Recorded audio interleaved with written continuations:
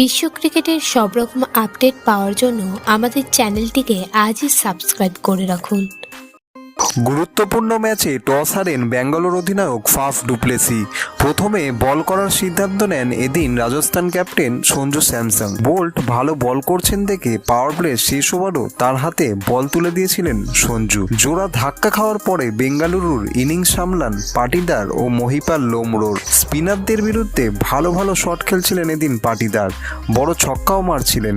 তাদের এই পার্টনারশিপের দৌলতেই ব্যাঙ্গালোর এদিন তুলেছিল 20 ওভারে নির্দিষ্ট 172 রান। জবাবে ব্যাট করতে নেমে শুরুর 2 ওভারে একদমই রান করতে পারেনি রাজস্থান। পাওয়ার প্লের পরে ফিল্ডিং ছড়িয়ে যাওয়ায় সহজেই রান আসছিল। শিশির পড়ায় বল ধরতে কিছুটা সমস্যাও হচ্ছিল বোলারদের। ক্রিজ থেকেও তারা বেশি সুবিধা পাচ্ছিলেন না। সেই সুবিধা কাজে লাগায় রাজস্থান। শেষ 12 বলে রাজস্থানের একসময় জিততে দরকার ছিল 12 বলে 13 রান। অবশেষে 1 ওভার বাকি থাকতেই এই ম্যাচ জিতে রাজস্থান। ভিডিওটি ভালো লেগে থাকলে বাংলার ক্রিকেট চ্যানেলটিকে অবশ্যই সাবস্ক্রাইব করে দিন।